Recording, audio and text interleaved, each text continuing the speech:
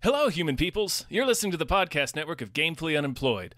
To support us and gain access to great exclusive podcasts like Fox Mulder is a Maniac, Tom and Jeff Watch Batman, Star Trek The Next Futurama, and our latest show, Spiel Boys, head over to patreon.com/gamefullyunemployed. We do game streaming, movie nights with our patrons every Friday night, and you can even commission your own podcast about anything you want. Literally anything, within reason, and we have to do it. You are quite frankly out of excuses not to go visit patreon.com/gamefullyunemployed. That's patreon.com/GAMEFULLY unemployed, which is spelled like it sounds.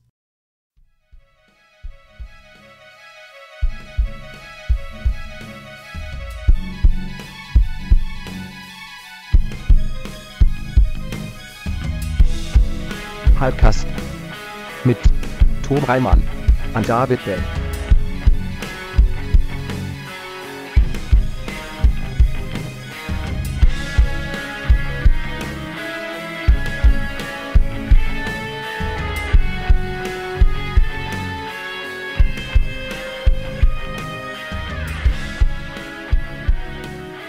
Hello, everyone. Hey!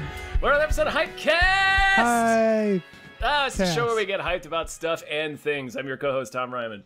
I'm your other co-host, David Bell.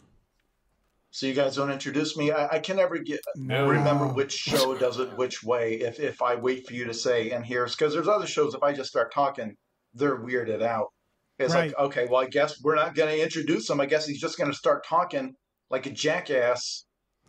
So this is one. Yes, I am Jason Pargin. Been a while since I've been on here, but this is going to be a positive vibes show. I have made that determination as the guest because I've decided I have that authority. We're not going to complain about the industry or the state of the industry, of any industry, in fact. No? I know I sometimes bring that vibe to these shows. Positive. It's summer. Everything's carefree. We're cheery. No one is worried about anything. We're here to talk about the people lumber go industry to see. is doing really well. People go to see movies to escape. It's true.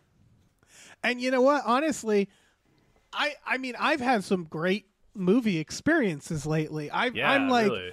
They're not all wins, but I mean, I have really liked a lot of the movies we've gone out and seen, even the big blockbusters. Things like, well, quote-unquote blockbusters, not everything is performing that great, but we're being positive. The Fall Guy, for example, was a lot of fun. Catastrophic loss, $200 million loss, bigger than any loss of any movie that came out last year. Positivity, Jason. Well, everyone who greenlit that movie will be fired within the next month. If they're not already dead. The entire studio.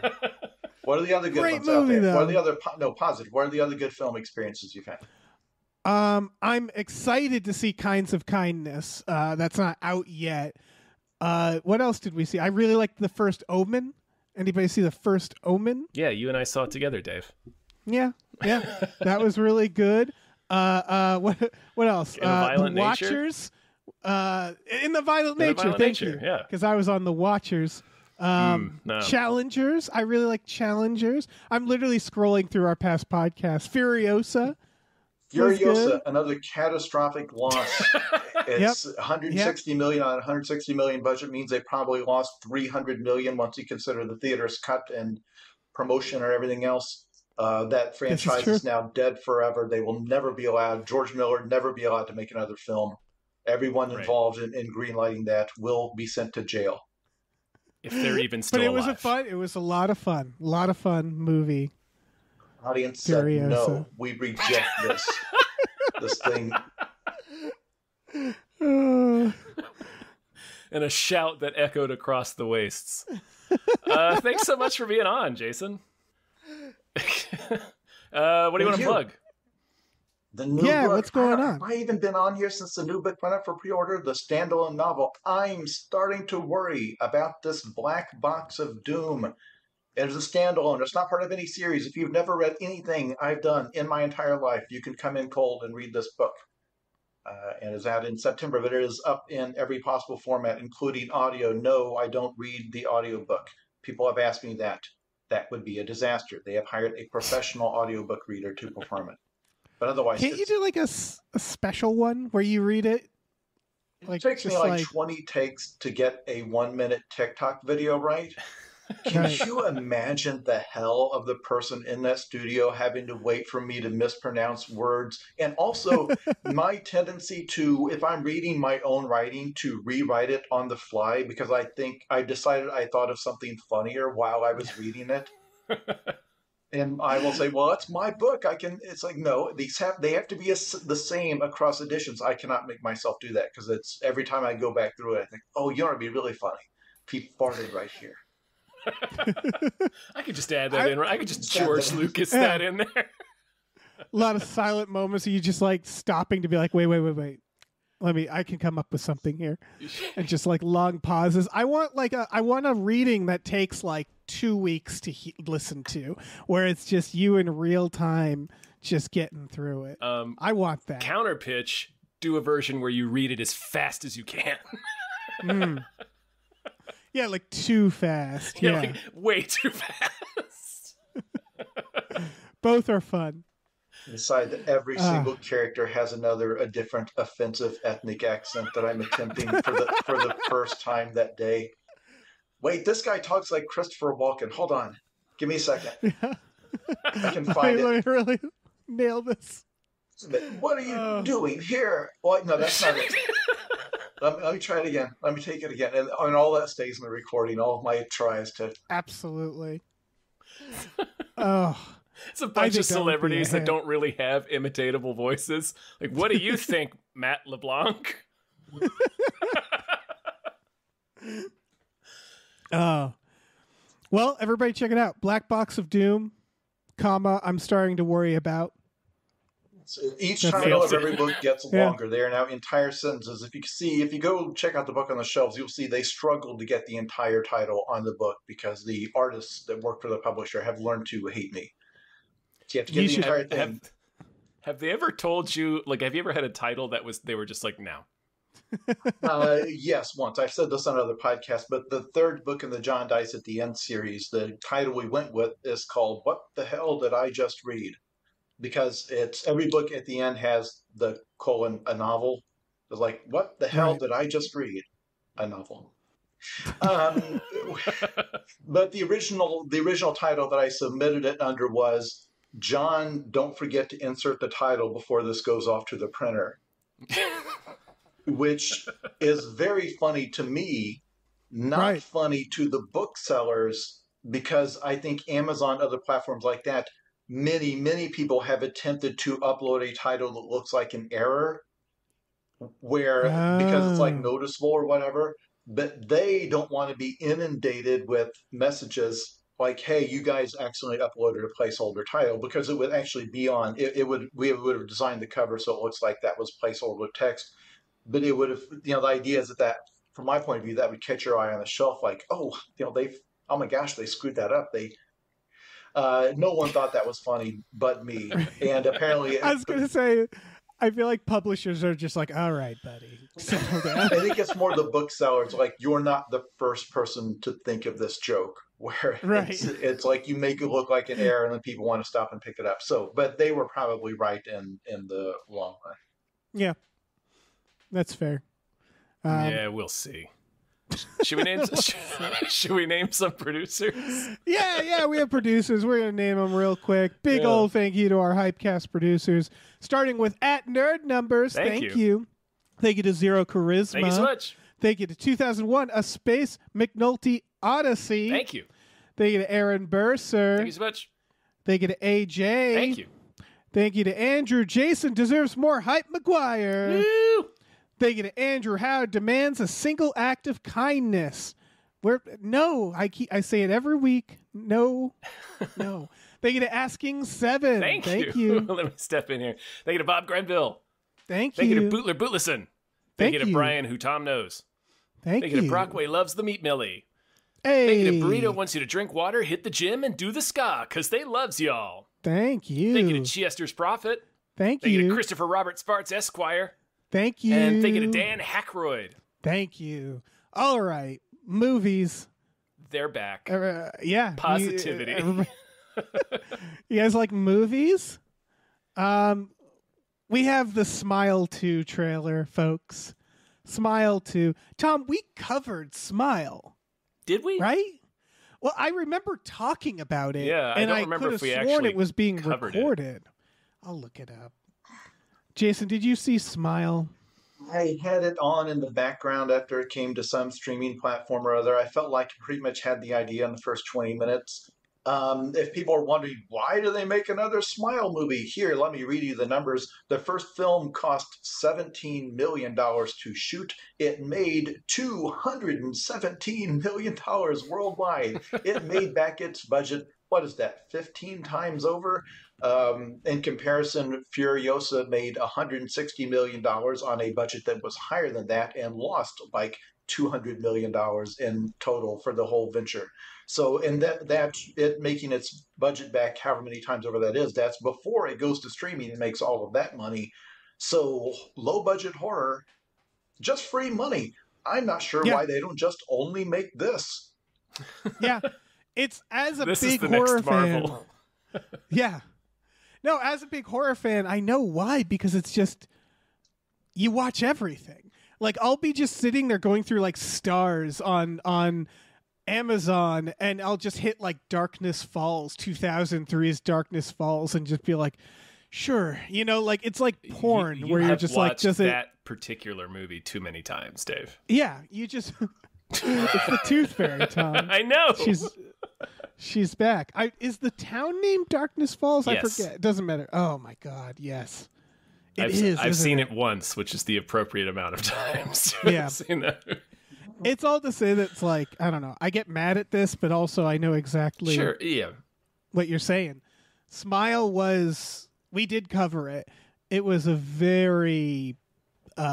It borrowed all of its big yes. scares directly from other movies, most of them international movies, weirdly. Yeah, but including, like, Jason, you've seen The Ring, the remake, right? Of course. Could you name, like, the most distinct scare from The Ring?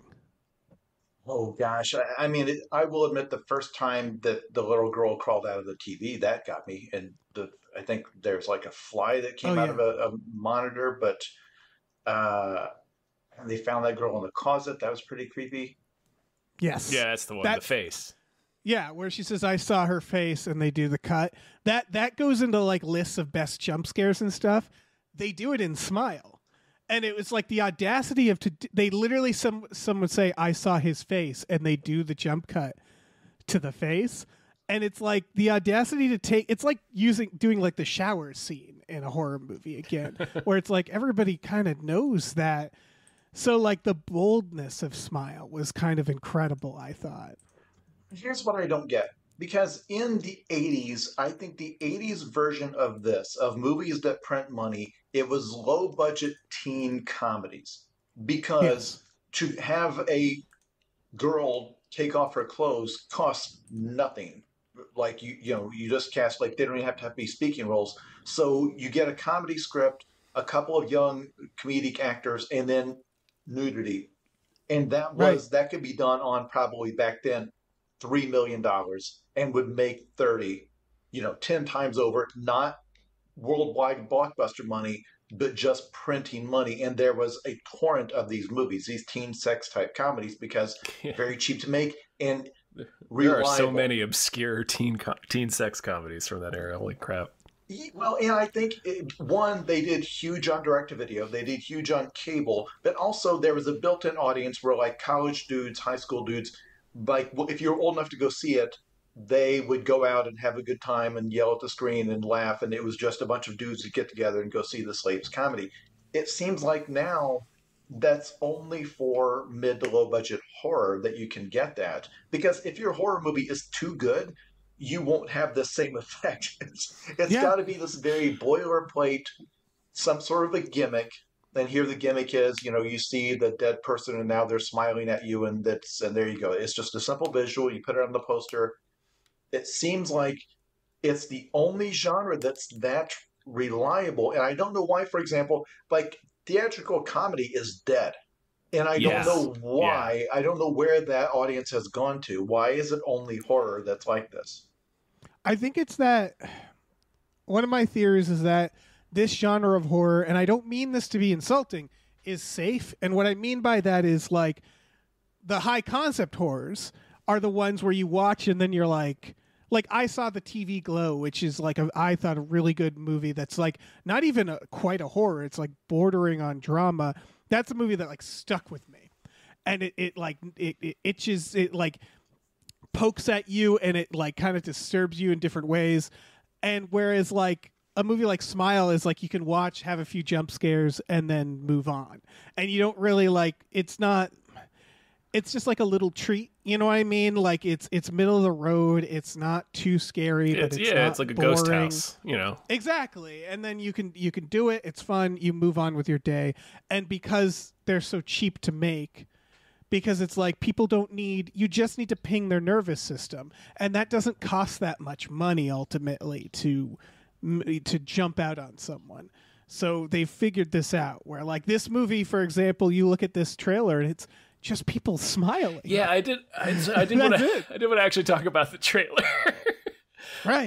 For all the complaints that we had about that first, how derivative the first movie is, like the trailer was a decent enough trailer. And there's unsettling, like the gimmick is kind of unsettling. Like they had I don't know, just the smile seemed more effective in the first movie, but in this trailer it just looks dumb to me, and I don't know if it's because having just sat through the entire first movie, so I'm sort of like numb to it, or if it does particularly look silly in this. But like the one that really got me is she's walking by this guy that like really aggressively smiles at her as she's like sticking his face into her face, and it just that made me laugh when I saw it. Like it looks so dumb to me now. I don't know. Did you?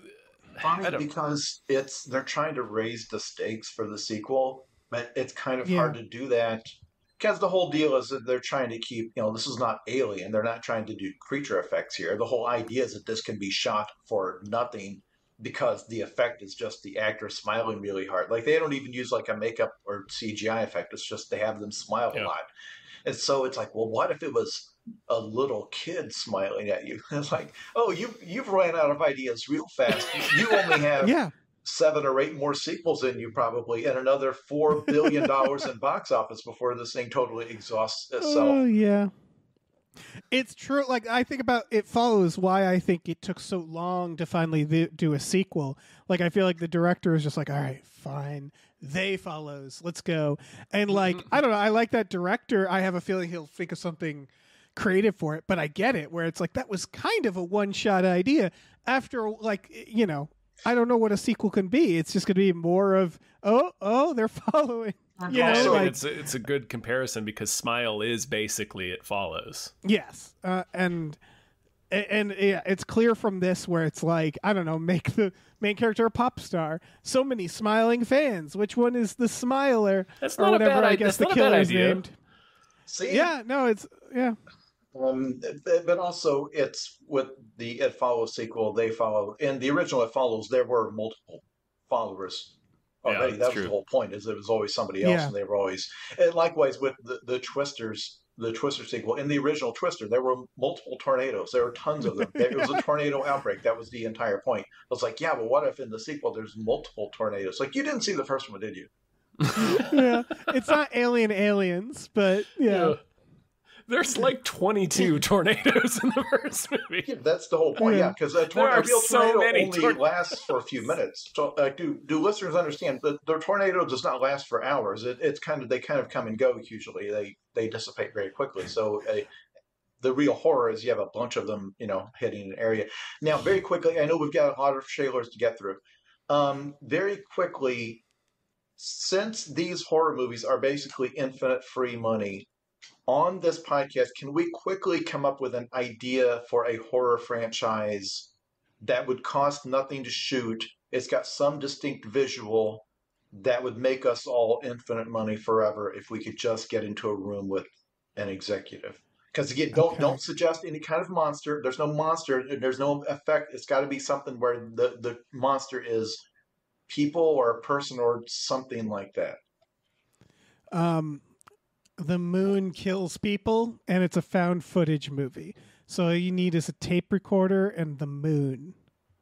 It's pretty good. Well, I was going to do one where it's like you walk on your hands. Like, that's how you know it's the ghost. It's like, uh-oh. If you see somebody walking on their hands, you know that's the It Follows. Handwalker. Handwalker. Well, that's Hands. pretty good. That's a pretty creepy visual. If you get that thing where they like walk backwards, where they're like facing up, like in The Exorcist, but that would just be stealing from The Exorcist. But that's how this works. Let's be frank. Yeah. Yeah. Every possession movie does the same thing.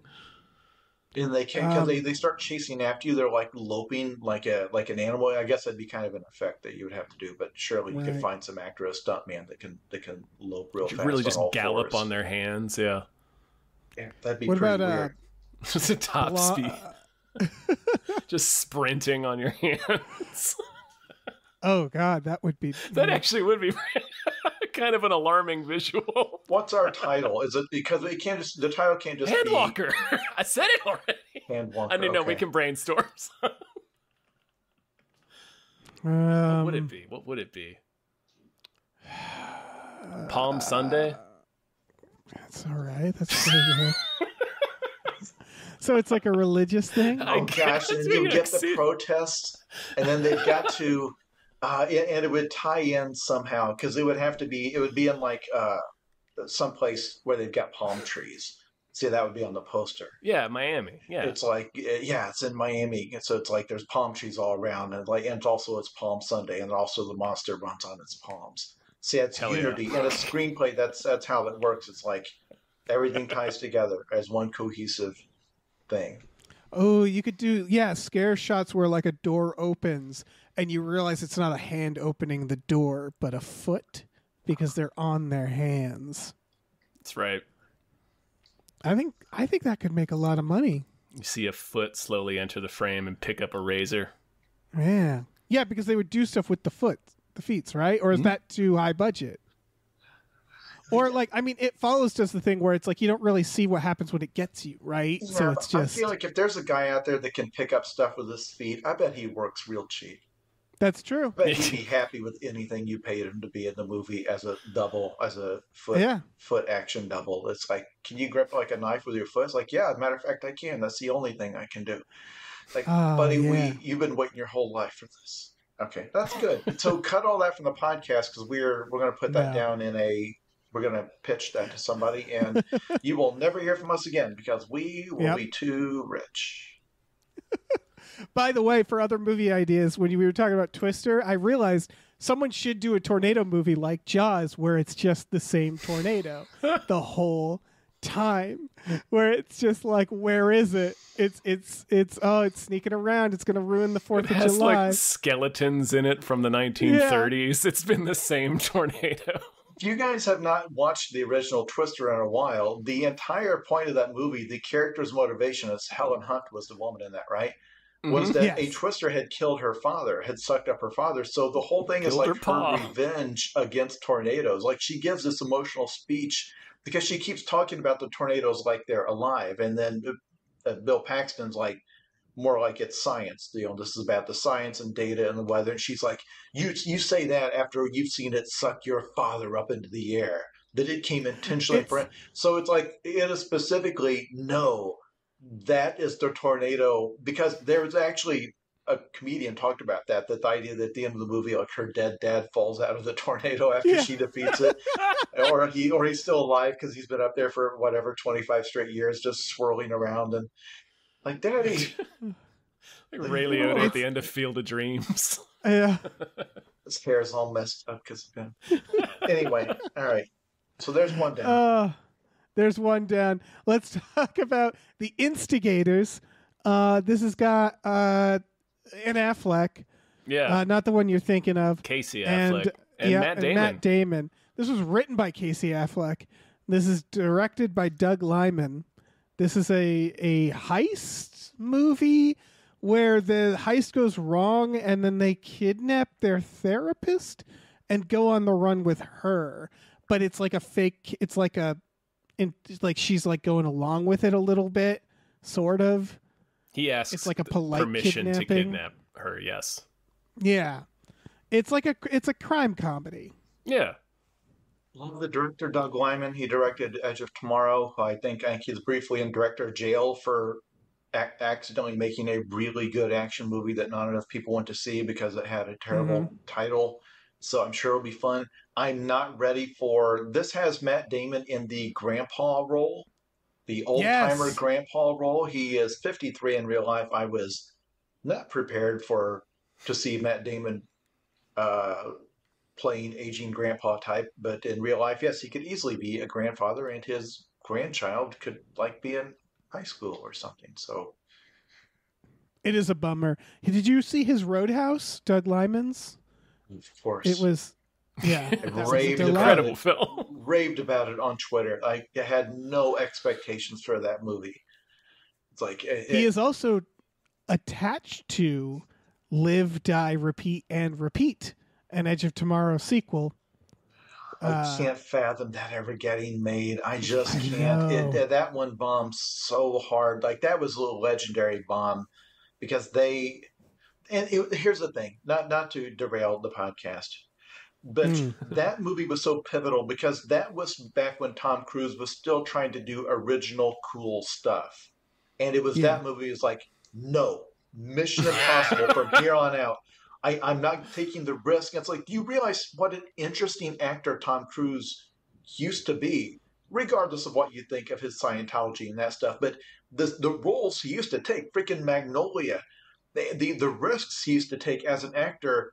But at some point, it's like Mission Impossible, Mission Impossible, Mission Impossible, Top Gun sequel, Mission Impossible, Mission Impossible.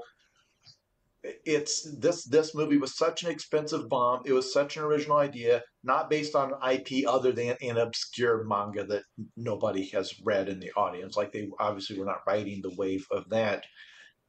It would be amazing if they made a sequel. I don't think with like DVD and video and all that, I don't think it made its money back. It would be one of those things where they only did it, I think, as a favor to Tom Cruise. But also, you know what else bombed horribly? The last Mission Impossible movie. Yeah. It was a disaster financially. People didn't I really think- talk about that much, but yeah, it face planted very hard. This sequel is in development, so something tells me a lot of these they stick it up on IMDb as a way to kind of give it traction, you know, where it's I think it's what you're saying, which is like he'd sure like to do one. They've been I can see talking an about interview. it for years, and apparently the last update when I was working at Collider, the last thing I remember was Lyman had said, "Oh, Tom Cruise has got a couple of Mission Impossibles to do first, but then we're going to do it." Right. And then someone stuck it up on IMDb. As for this one, I mean, this looks fun. It looks like multiple movies. It also has Alfred Molina's there, Ron Perlman's there. Yeah, Hong Ving Chow Rhames? is the therapist. Yeah. This is the type and- of movie that would have been a huge blockbuster in another era. Star-studded, fun. Yeah. You know, big action comedy beats. Like there's a time when this would have been like summer movie, whatever. Whereas here, I think everybody's just holding their breath and it's like, man, I hope we kept the budget manageable, because again, what stuff is succeeding out there other than the very rare Barbie Oppenheimer type thing? It's like everything else that you spent money on is a risk because star power does not do it anymore. That's what we learned with Fall Guy. It's having the biggest, prettiest face on there. You know, in Tom Cruise, there's no face that can get people out to the theater by itself. Yeah, but this otherwise, I don't know. You're right. It looks like, I don't know, like an Out of Sight. Remember Yeah, that it really one? reminded me Yeah. of like a '90s crime comedy. Yeah, Yeah, They used to be it common. It used to be yeah. a whole thing. People used to love it. Going all the way back to like Fletch and Beverly Hills Cop. That used to be the Marvel movies of the time. A big, fun action comedy, couple big sequences, couple of laugh lines in the trailer. That was all you needed, as long as you had the stars. That's what, you know. It's like people would turn out to see this person. Doesn't This really is happen going anymore. to Apple TV. That's where it's going. Sure. And that's so weird to me. Yeah. Okay, so Movies are I back. spent all this time talking about box office, so it's not even going to get a run in theaters, is it? It's just going to appear as, if I happen to remember to log into Apple TV, I will. If I happen to notice the thumbnail, that's the place it will hold in my life. Yeah. It's wild. That's wild to me. How many trailers we talk about on this show that completely pass me by just because I can't find them. Like when they actually eventually come out, where you have to like remember and seek them out. Like I feel like I have to write a list, like a calendar for myself so I can know Yeah, we give when to myself see these like little movies. notifications to watch Yeah. these films. I seriously might do that. Well, all right. I have nothing else to Yeah, say we can about move this on. one. This is speaking of movies that you didn't know existed. I guess My Spy: The Eternal City. It This has is no a sequel punctuation. to My Spy. I know. There's no punctuation. So when I first saw the title, I assumed it was an indie film. It just sounds like a poem, like a title of a poem. Yeah, I did not. It didn't enter my mind that it was a My Spy sequel until I started the trailer. Because the way the title is written, it's like, oh, what could this be? Could not have told you at gunpoint if there was a movie called My Spy. If you took the internet away from me and you just asked me at gunpoint for you, the life of yourself and your entire family, was there a blockbuster movie called My Spy, the star Dave Bautista? Right. I'd been like, that does not ring a bell. Now the This is a background very to this, specific situation.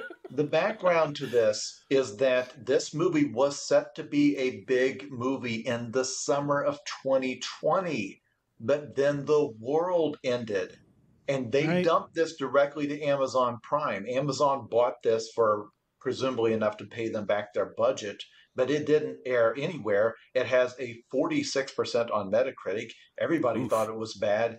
It went right to video, but I will bet it got really strong viewership numbers because when it went up, we weren't allowed to leave our houses. Yeah. So somebody's metrics are like, hey, let's greenlight. You know what people want? They want another My Spy movie. Everybody can remember the iconic character of the guy that Dave Bautista is playing. I think he was the star of the first one.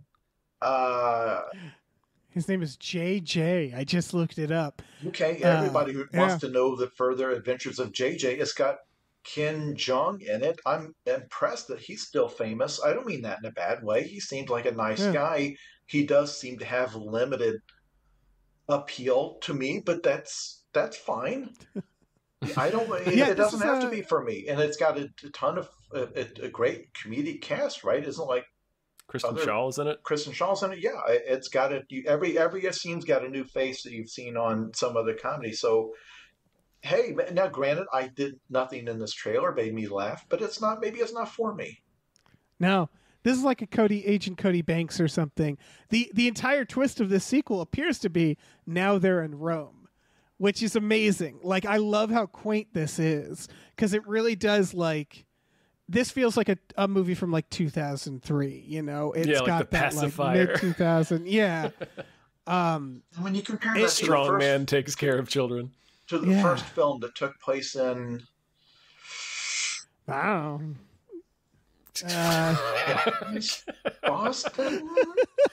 I don't even remember what the first one was about. Really, I think he had to watch the little girl for some reason. It's like you said, tough guy takes care of kid. Yeah. He's a CIA operative. I'm pretty sure if you're an action movie star, they gotta do like one of one of the first questions they ask is like, what's yours gonna be?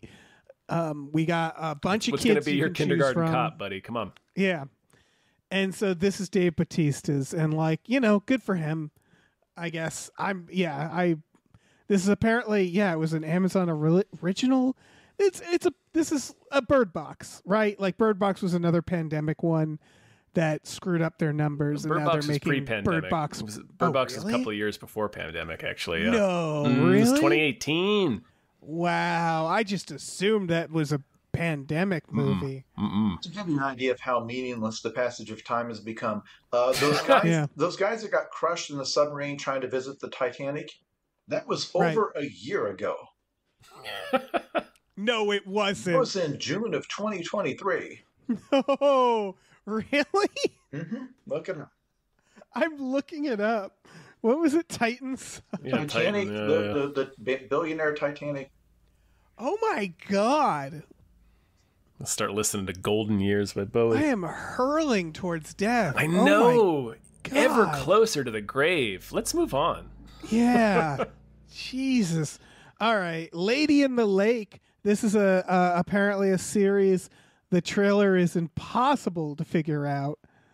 but it is apparently about a journalist looking into the death of a woman in the 60s, and I think the dead woman is like talking to her through and it's like a true crime, while she also is like struggling for her with her career. She's in the 60s too. It's Natalie Portman is the journalist in the 60s, and she's investigating the unsolved death of this woman played by Moses Ingram, I think, who died maybe in the 20s or 30s. Right. Yeah. That's what it looks like anyway, because the trailer is almost impossible to interpret. Right. And like I like it when a trailer doesn't say everything. Sure. But I needed like a synopsis, a quick one. This looks well made. Like this looks really well made. It just, we all had to look up what it was about. Apple's getting a reputation. This is Apple, right? I think so. Yeah. Yeah. Yeah. Apple's getting a reputation for doing some of the better shows. Whoever is making the decisions they're getting some good stuff made. The best thing I can say about this trailer is it seemed like the person who cut the trailer really struggled to figure out what to put in. Yes. Because there's no rhyme or reason to figure out what the show is about, what era it takes place in. It's just a mishmash of images. Again, that may mean that the show is a rich tapestry of a bunch of things, but the trailer left me no wiser as to what it was. Now, the other thing is, to find out this was a series rather than a film, I had to go to its Wikipedia page. This trailer did not make that clear, and that is true of a lot of the trailers we watch. In a lot of cases, they will only say premieres on October 24th or whatever, and you have to go look it up. It's like, is this a movie or is this a 10-part series? They don't like to tell you that in the trailer, and I'm not totally sure why. Same. It's a question we ask a lot on the show. It's like, is this a movie or a show? Right, because you'd think that makes it harder for them. Like, again, it's that idea of like, I think they just want people to go on Apple TV and to be like, they don't care as long as people are subscribing to Apple TV, right? And then you go on Apple TV and you start it, and then you go, oh, I guess it's a series. Well, I'll give the first episode a shot. Like, I think that's what they're hoping for, is you're surprised by that. You just are compelled by it. Because when you think about it, yeah, what's the difference these days? You know what I mean? Everything has a huge budget. TV used to be a different beast, a different thing. And now it all kind of feels like very cinematic. Everything's in the same widescreen format after all. Mm-hmm. So, and then we watch movies on TV all the time, like premiere movies. So I think they just realized it didn't matter. That must be it, right? Like, it matters to us, maybe, but I don't think it matters to them. I think I wouldn't be surprised if there are some numbers that suggest that like people get a little turned off by the idea of a new series because it's a big time investment. Yeah. But who knows? They do kind of make it a secret sometimes, weirdly. Yeah, it is wild to me that they have a series worth of footage and they couldn't say what usually that is a good sign, right? Like the movies I think of that had that problem is like Fight Club. You go back and watch the Fight Club trailers and they can't decide what type of movie it is. They're like, is it an action movie? Is it a romantic comedy? Is it a thriller? So like usually that means it doesn't fit into any one genre, and that's good. But I don't know. Give me a voiceover guy for this. Just have someone just tell me what it is. Give me one in a world. Yeah, I don't know. For something like this, I don't know. It's where there's dead ladies and lakes. Yeah. It could be good. I don't know. The trailer to me felt like every prestige television trope rolled together. Right. We have no idea. I don't think this trailer gives any indication. But again, it's like, if you already are subscribed to Apple TV, click on the thumbnail and see if you like it. It's not, yeah, it might be good. What difference does it make? You got something on. It's just has good actors in it. Yeah, you're already paying for it. Like, you're not going to go subscribe to Apple TV just to see this. If you've already got it, then try it. I want them to adopt that as like their slogan or something. It's like, Apple TV, why not? Yeah. I mean, Netflix has lost like 90% of their content over the last few years where it's been stolen by other platformers. And it doesn't matter because their whole deal is like, you're not going to cancel Netflix. So Right. what difference does it make? It's more stuff. Yeah, there's going to be stuff you can put on your screen. We're like Little Caesars. It's here. It doesn't cost very much. Never going away. $6, man. Yeah, what do you want? What are you going to criticize it? There'll always be something. We don't have like Friends or Frasier or The Office or the other 780 things that we let expire from our library. It doesn't matter. You're not going to cancel it. So just you might as well. What have we put on here? Here's a new Adam Sandler movie. Why not? You already paid for it. It's fine. It's fine. Yeah, their motto should be Netflix. What are you gonna do about it? Yeah. Huh? What? Here's an Adam Sandler. We dare you. Yeah, I think that happens a lot with these, where like HBO puts out like a montage trailer of just things coming out, because to them it's like, no longer do you have to just compete with like 3 other shows for a time slot. It's more of just this general like competing with somebody's entire library. Exactly. Worth it. Yeah, exactly. Where it's like we have a bunch of stuff, and Apple is clearly going for like, we're going to be serious adult stuff. And honestly, Apple as a company is one of the last companies where their entertainment arm, their streaming arm, is a rounding error in their business. They could easily be funding. Take any great, cool filmmaker you can think of that's struggling to get budget to make your thing. If Apple wanted to, they could give any of them $150 million to make their thing. Yeah, and I mean, on their bottom line, it just doesn't appear. They bankrolled Napoleon for Ridley Scott, I think, right? Yeah, they could do that. They could do that a ton before they would start to notice it in their balance sheet. So right. They also make the equipment used for making movies too. Like, I'm sure that's got to factor in, right? This is the way you describe it as a rounding. I'm just picturing like an Apple exec being like, huh. And that's it. That's as consequential as it is. I think we've talked about this before because we've all worked at companies where you get to the phase where you're counting pennies. Like you're shaving single dollars off of your, what it costs to get an article done or get a video done. And there are companies like Google where they will accidentally pay an engineer for 8 years and forget that he worked there. His paycheck, just nobody noticed that he quit 8 years ago, and so they've been paying him $250,000 a year for most of a decade. It's like, oh, okay, yeah, we forgot to turn off that, like whatever. It's a couple $1 million. Some guy sitting at home just staring at the door, like, I wonder if they're ever gonna notice me. You straight up hear stories like that all the time where they will just forget because they promoted like the head of. They like fired the head of a department, but they forgot to fire the department, and they never got around to reassigning those people, and so they just keep getting paid until months and months later. Whereas the places we've worked, if you like tried to bill 1 extra hour, they're like, "Hey, what was this for?"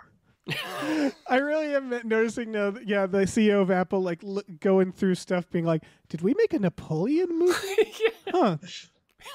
All right, Ridley Scott. I should check that out. That sounds cool. I approve Phoenix, that. Huh? Yeah, it was an email. I've still got the email somewhere. You said yes. You said greenlight it. Like, oh, I think I remember that coming in. I think I was on vacation doing ayahuasca that day. I just woke up. I was looking through my emails. I just kind of hit reply all on everything. Yeah. All right. Next trailer. Big event. I am excited for this one. Yeah. A Real Pain. This will win awards. This will be an Oscar movie. Although this is not when is this coming out? Is it coming out in the window for when they release Oscar stuff? I think it said September. Okay. This is written and directed by Jesse Eisenberg. Yeah, and with Kieran Culkin and his 2 brothers going to Poland. I think it's based on their grandmother escaped the Holocaust. It's like modern young guys trying to like reconnect with that. But they're both very neurotic, and it's the trailer is very funny, and the 2 of them seem to have great chemistry. But yeah, I think this is going to be an awards movie. It's a hell of a team up where you're like, oh my god, just 2 of the fastest talkers ever. I know. Just 2 nervous guys being nervous around Europe. It's like 2 lit cigarettes having a conversation. Yeah, exactly. It really, like, I'm sure it has a plot. It just doesn't. It's like this could be a reality show where they just go to countries. I would just watch them do anything. It could just be them riding the train to Poland for an hour and a half. Yeah, absolutely. If you want to have some fun, read about any kind of a behind-the-scenes story about Kieran Culkin. Obviously, Macaulay Culkin's brother, who has also been an actor since he was a baby. Because when you have somebody who's been acting since they were an infant, they're so ingrained in doing it that allegedly on this film, Jesse Eisenberg tells a story that Kieran showed up. They were shooting a scene on a train. Kieran showed up and was like, "Now, what are we doing today?"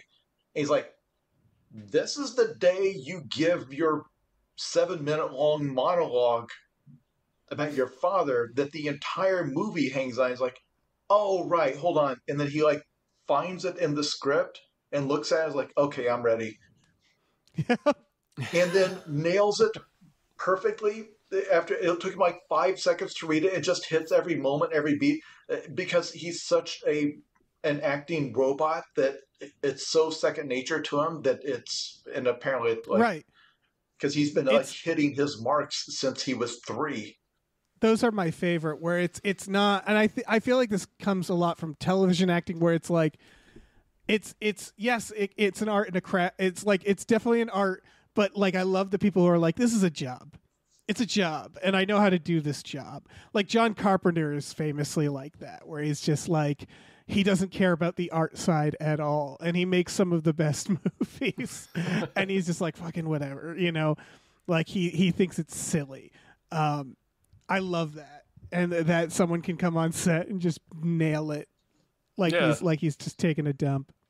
Yeah, you're just memorizing lines because that's just what like a working actor does. Yeah, where he's just like, I'll do it. I'll do the thing. It's fine. It takes me 2 hours to do like a 40-second long TikTok video. Right. And everything about it feels so unnatural to me. But and I think that's the thing, is that normally you get on a film set and you've got lights blasting down on you, and you've got a camera, and you've got all these crew. Like you're having this raw emotional moment, but you're doing it in a room full of people, like holding freaking boom mics over your head, and they're all staring at you, and there's a bunch of crap laying around and wires and everything. And I think if it's only somebody that's been doing that their whole life, that's just effortless to like, okay, yeah, this is like breathing to me.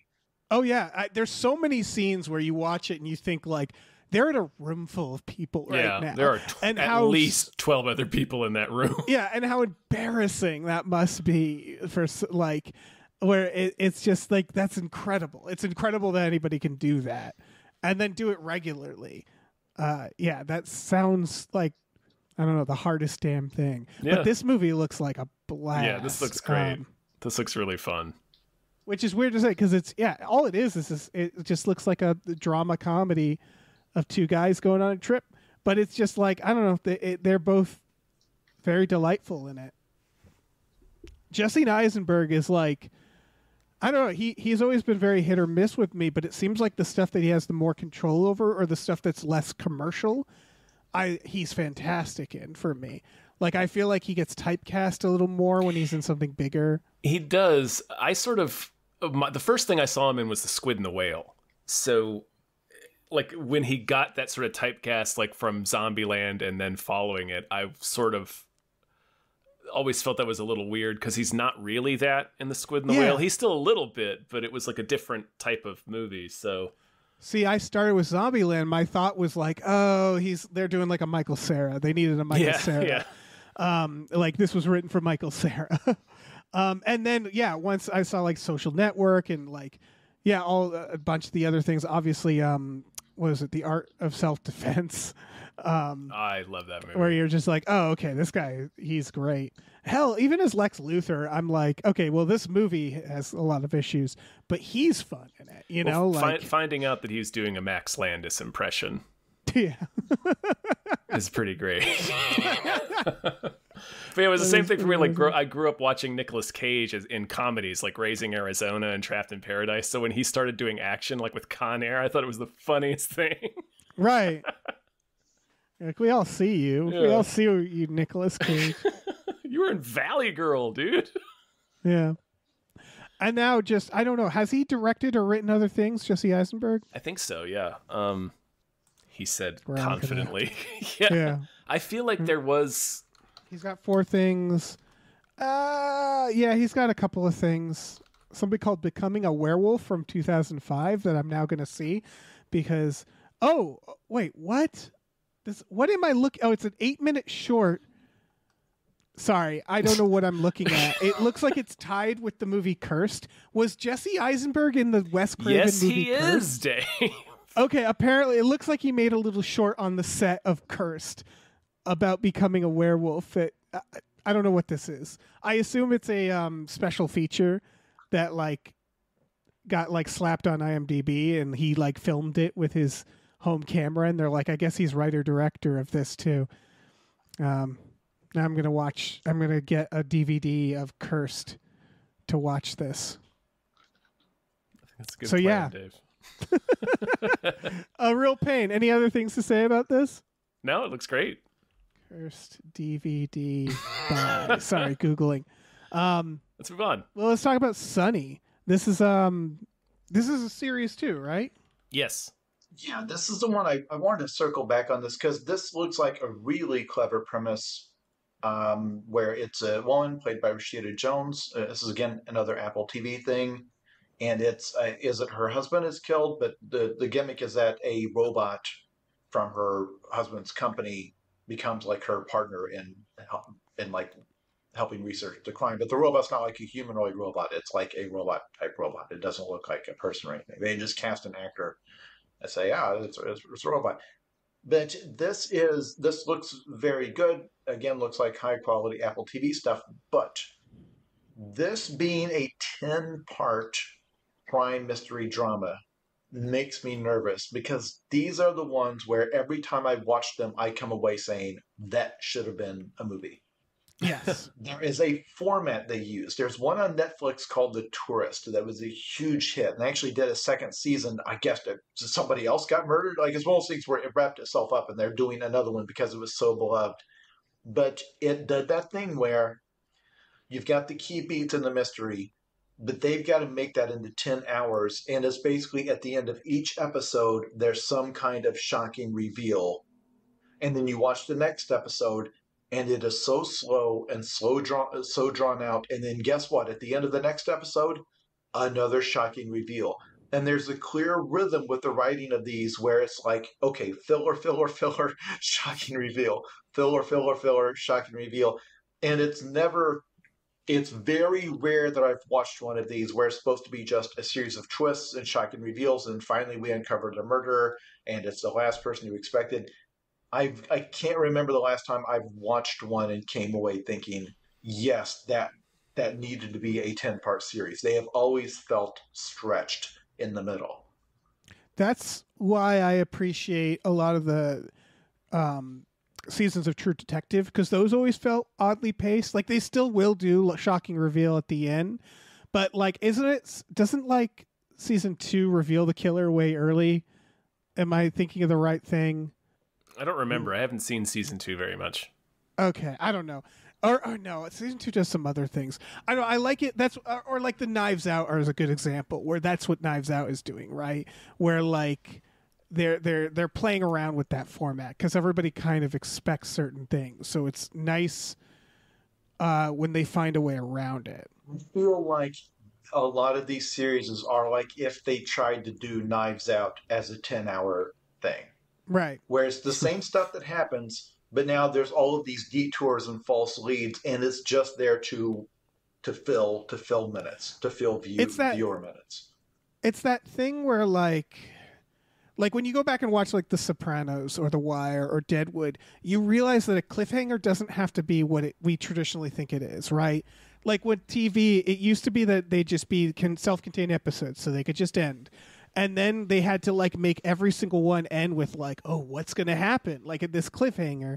But it's like, it's like old TV where every commercial break was that, right? It was like, what's about to happen? Commercial break. And then it's like nothing happened.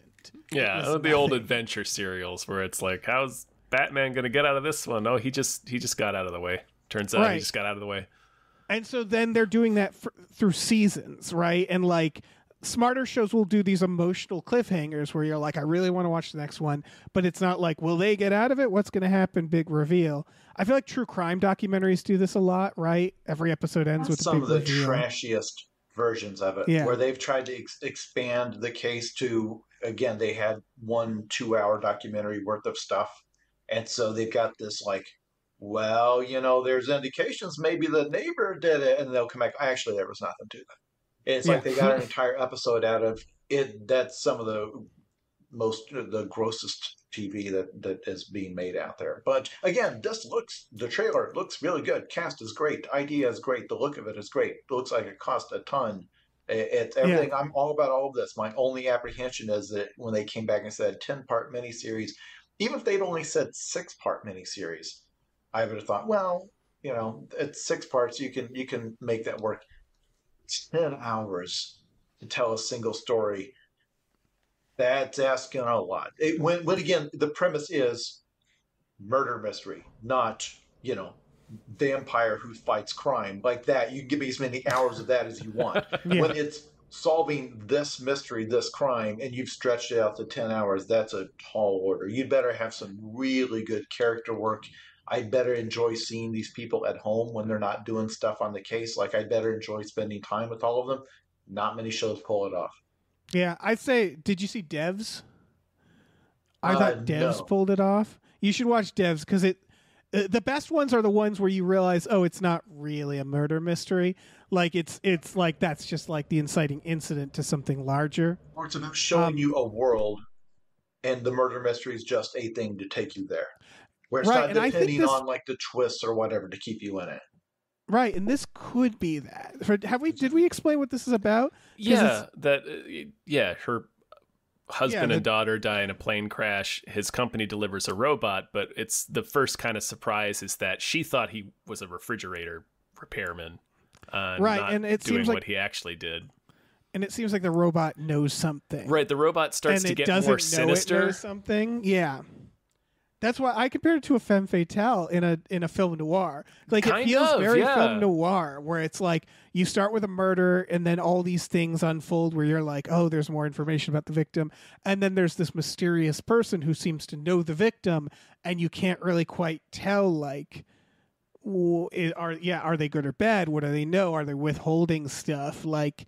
It just I really like this premise because it's almost like a soap opera amnesia plot where this robot is just claiming like the first thing I remember is meeting you, and like it's like is that true? Right, are they lying? Like did they witness something and their memory was wiped? Like it seems like they're going in that direction. So I agree. I'm a little apprehensive of this genre. But I guess more than the genre, But yeah. I actually am a little more forgiving. I get more bothered when it's mystery box personally, when it's like, what is this thing? And they throw you little bits every episode. That bugs the hell out of me personally. Especially when it feels, or when it's like Lost, where it's like every season they're like, maybe they'll get off nope, they didn't get off the island. And you sort of know, where it's like, yeah, of course. These days, Lost fans get really upset if you imply that the show was not a masterpiece. These days are like, no, once the finale came, you should reevaluate it because it tied up everything. It's like, no, within 5 episodes, fans on the internet were like, they're in purgatory. They're like in some sort of an afterlife. Like it was when 5, it's like the first thing people guessed. And then like 9 seasons later, it's like, guess what? They're actually in some kind of an afterlife thing. Like, yeah, that's what we thought. That's the most obvious answer. We were in a plane crash, and now we're on this mysterious island. What happened? Reality seems to be weird, and we all seem to be having to face our own personal demons of some kind. It's almost like we're all being put through a trial. All right, it doesn't matter. I'm sorry. Look, they were having to crank out 23 episodes a year. Shows these days, it struggled to get like 6 of them out. I'm sure the production schedule on Lost was a living hell. Effects-heavy, stunt-heavy show with a big cast shooting. And I also think I remember reading that they sort of were strong-armed into doing 2 more seasons than they wanted to. Oh yeah, because they said we want to wrap it up, and the network's like, "Oh, that's fine. We own the rights. We'll just hire someone else. We'll keep cranking out goddamn Lost for the next 20 years. You can do whatever you want. We're going. There'll be more seasons whether you're here or not. This thing is printing money. So yeah, that's absolutely true. They were not allowed to end it on their schedule. We're not complaining about the industry right now because lots of shows have had to go through that.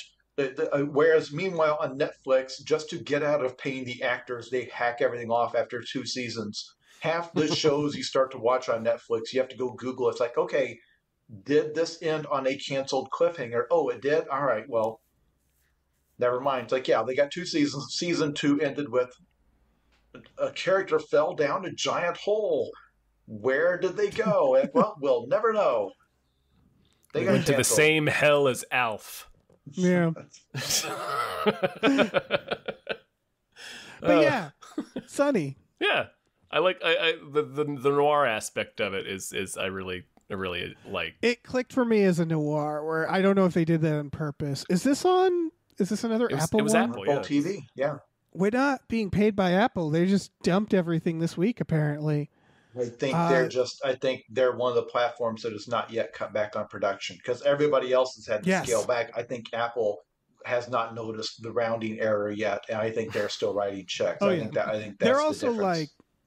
like they're also their main business is selling things for too much money.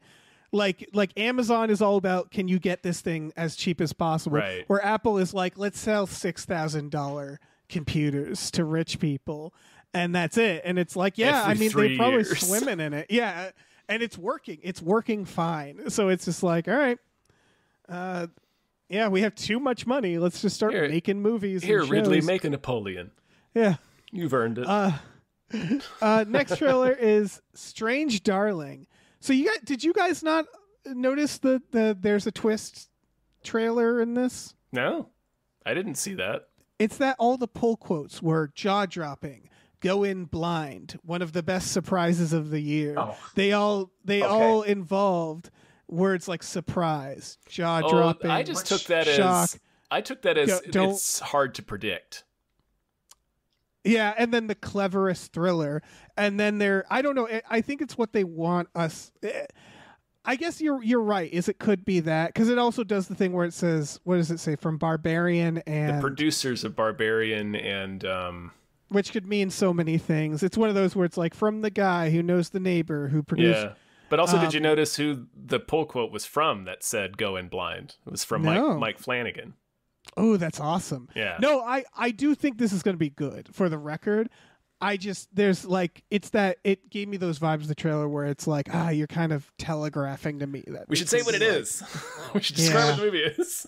We should probably. Well, this is one of my favorite genres where it's clearly like a person in a cat and mouse game with some sort of a killer, and they're in a situation or in a place where there's no help. Like, the Hitcher was this. Funny Games, High Tension is one of the all-time greats. Wolf Creek, one of the all-time greats, where it's like this running cat and mouse game with a maniac, and there's, usually a person, and there's always a twist of some kind, where it turns out that somebody else was in on it, or their motivation is something you didn't expect. In High Tension, there's, not to spoil it, but I think one character turned out to be imaginary, even though it didn't. It's actually not possible. But they've all got some third act. This is happening for reasons other than what you think. Yeah. Yeah, and this one looks really intense. This is it appears to be a sex worker who just like. It's pretty straightforward to the point that I thought there was going to be a twist. I thought she was going to be the murderer or something, where she's like, "You're not a killer, are you?" And he's like, "No." And then he's a killer. And then it's her like waking up in the middle of nowhere, and it, like you said, it's a cat and mouse, where she's like in the backwoods and she's running from this guy who's just a maniac, and that seems to be it. And it looks really intense. It's the director of photography is Giovanni Ribisi for some reason. Yeah, what is going on there? Oh, he's also in it? Sure. I'm imagining they're like on set and they're like, our DP quit. Damn. And Giovanni's like, I can hold a camera. And they're like, good enough. Get in there, Giovanni. That's Listen, interesting. he lost his direct supply line of unobtainium, so he's got to slum it a little bit.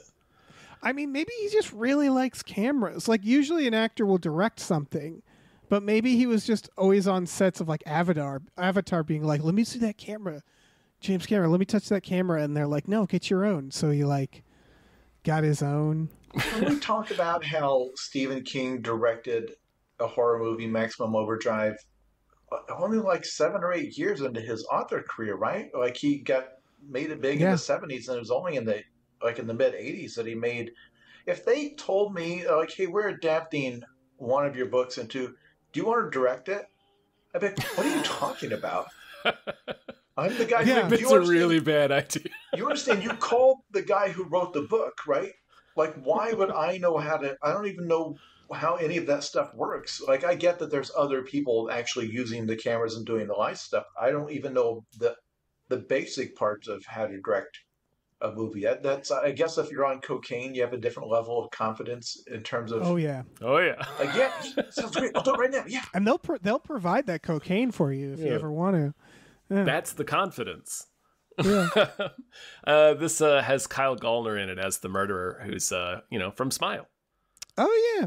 I also looked up Giovanni Ribisi. He has DP'd 4 other things before this, a short and 3 music videos. So yeah, I think this is just, I mean, good on him. His real dream was always to be a DP, and he was forced into acting.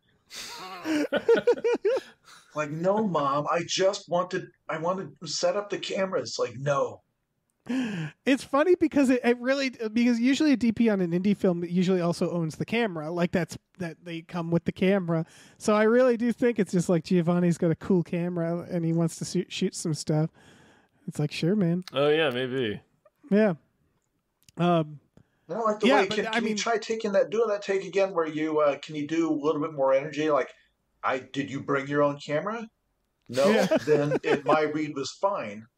Because it's my freaking camera. If you want me to go home, if you happen to have a camera, then I will go home and I will take all of my cameras that I brought, and you can shoot this movie in your imagination. Yeah, all the scenes with him in it, it's all close-ups, even if he's a background, like any like cams, like the music playing behind him. Yeah. Yeah, I'll definitely be checking this out. I definitely do get the Hitcher vibes specifically from it.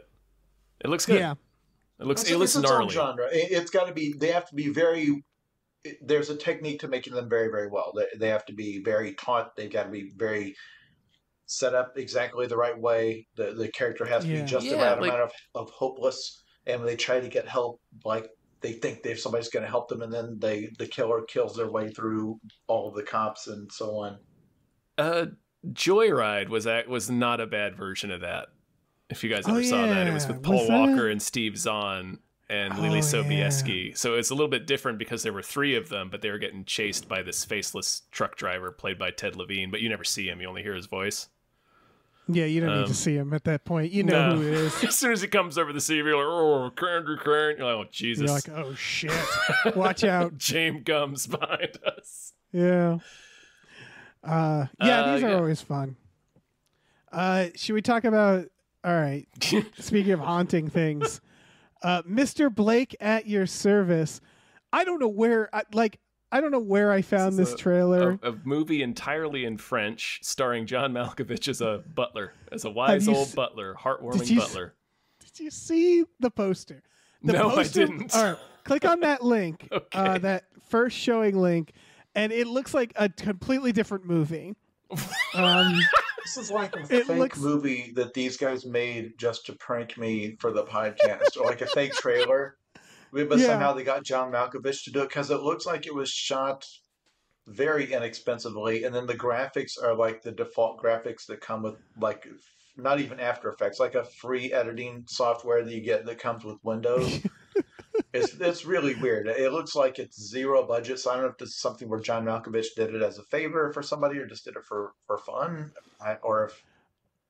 I have no idea. I feel like he's like slumming it, but it's like I'm still like John Malkovich, so it has to be like he in lives France. in France. Like this could have been a thing where it's like we're going to shoot this at my neighbor's house, and so it's like, well, yeah, I don't care. I'll come over. Yeah, that stuff is like that will happen. There's that movie, which is a good movie, The Man Who Killed Hitler and Then the Bigfoot. That was shot around where I'm from, and they have like the guy who did the special effects for Blade Runner did effects for that because he lives in the area, and I'm pretty sure it was just that where they're like, you want to do this thing, we're shooting it down the street, and he's like, sure, man. Like, and I can absolutely see like, yeah, his neighbors are making a movie, like, you want to jump in here, be the butler. You like to make movies. Yeah, fuck it. It's like, heck yeah. I'll be in here. The poster is extremely photoshopped, and it features John Malkovich with a leopard print bow tie and a blue suit, holding a butler tray with a cat on it, and the cat has a birthday hat, and none of that is explained in the trailer. But I guess, I don't know, the cat has a party, I assume, in this. You'll have to it's watch Party it Cat to find out. Yeah. Now, where is this film being shown, or how would you see it? Who can say? No idea. It came out last year in France. But it hasn't there's no US release date yet. And yeah, it's the story of a widowed British businessman who takes a job as a butler in a fancy house. And then it looks like there's all these women in the house, and he changes their lives, right? He's like Mary Poppins for them. And John Malkovich is the butler. Yeah. It's this could have been the start of a horror movie, but it doesn't appear. I need to see a movie about John Malkovich as a magic nanny. Yeah. But yeah, this all has the vibes of like a 30 Rock background joke, right? Where it's like... Yeah. This will be going up on the streaming service Zubi. Yeah. Zubi. It also... I think its French title or its original title was "Well Done!" ! So it's wild because those two titles to me feel very different, right? Like Mr. Blake at Your Service or Well Done. Like Well Done sounds like a comedy that takes place in a kitchen. Right, or like he's going to cook the cat. Right. And so that just leaves more questions. So many questions. Like at first when Jason, when you typed in the notes, is this a joke? I typed in Mr. Blake at Your Service and it didn't show up on IMDb. So for a second I was like, wait, is this a joke? Like, did I accidentally find a joke film? And then I had to find it under Well Done. I don't know. Everybody should watch this, right? Like, we're all going to watch this. We're going to have a party. Probably. It's going to be like fly to the same location. That and movie watch where this. Kevin Spacey voiced the cat. Like, we're going to have to watch it. That movie was dark. Would you believe that the writer, director, and producer of this are all the same person and have never done anything else? Never made anything else. This is this is it for them. I do believe that. Yeah, I don't know what that means. Maybe nothing, maybe everything. Anyway. I don't know. Yeah. Now I need to... Mr. Blake at Your Service. Any other thoughts from Mr. Blake at Your Service? Oh, okay. It's a French novelist made this. So he's made novels. So this is Stephen King. This is a Stephen King project. All right. How much coke was he on? I hope a lot. At least a little bit looking at this poster. It looks like the poster for that Rene Russo gorilla movie, Buddy. Somebody, one person just laughed really hard. Wait, what is that movie? Look up the poster. You'll see I'm right. Okay, Buddy movie. 1997? Yeah. Oh my. Hold on. Let me really look at this one. Let me get a good look. Oh my God, that looks great. We got to watch Buddy. Yeah, we should watch Buddy. Alan Cummings in it, I think. Yeah. What's that? Is the plot just check out this gorilla? I think so. It's check out this gorilla. Lives in this fancy house with this fancy lady. Anyway. Mr. Blake, at your service. Yeah, Thanks. let's move on to our final All right. trailer. Final, we have the trailer for The Penguin on HBO Max. This is the new trailer. We covered the teaser for this, and now we're getting the full Penguin. So I didn't know that The Penguin got its own series. This is, please tell me, the first season of The Penguin, and then we're not going into season 8 of The Penguin. Okay, thank God. Because I had not heard that this was a thing. I just remembered that when they teased the, is it Colin Farrell playing the Penguin? It is, yeah. They showed, they did this little featurette about the 12 hours of makeup and fat suit they have to do, and then somebody commented on Twitter, this is because there was a time when guys who looked like this could just be in the show. And instead these days you have to cast a sexy actor and then glue a bunch of old man fat makeup to him. It's just, like, well, why not just troll makeup on his face? It's 8 hours just to look like James Gandolfini. Yeah, that's why it. not just there are plenty of working actors who have the look and actually interesting faces that you don't have to glue a bunch of crap to them and then still augment it with CGI. Like, you could save $20 million in the budget by casting a guy, because why cast a superstar? It doesn't look like him.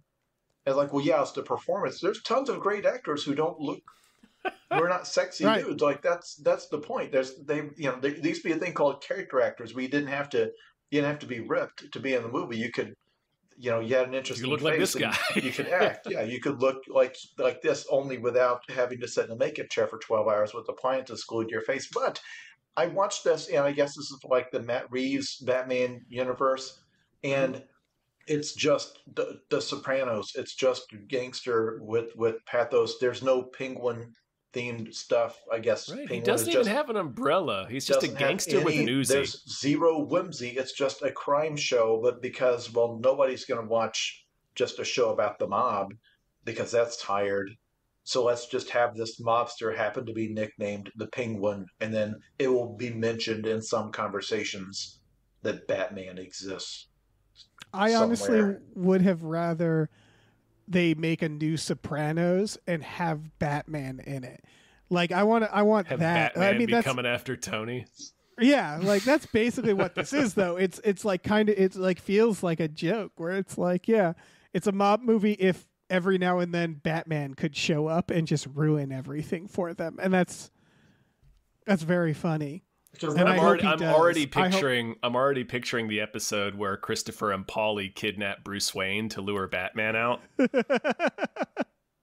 Oh, that would be so good. Perfect. And it has this has people like Michael Kelly and Clancy Brown. Like, that's the funny thing. It has like people who would normally be in a Sopranos alongside this. Yeah, they're all acting the hell out of it. They're all treating it like this is a serious piece of work, and they're giving great performances, and they will try to have all of that stuff that you used to have in great crime dramas back when you could just make a great crime drama. But it's like, if you want to spend, what do shows like this cost now? $15 million per episode? More? Yeah. It's like, you want to spend that much, you've got to have a freaking...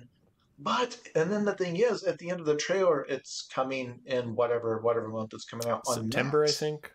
Does this not air on TV? Because there's tons of old people that still just watch TV. Does this not air on TV anywhere? It's just a good streaming show. Yeah. Because I was shocked to find out that The Bear is a Hulu exclusive. It's not on like they're talking about, like there's discussion about bringing it to FX or whatever. It's like, hold on. So you're saying if I'm just watching TV, nobody was watching The Bear as a show on TV. It's only a streaming series.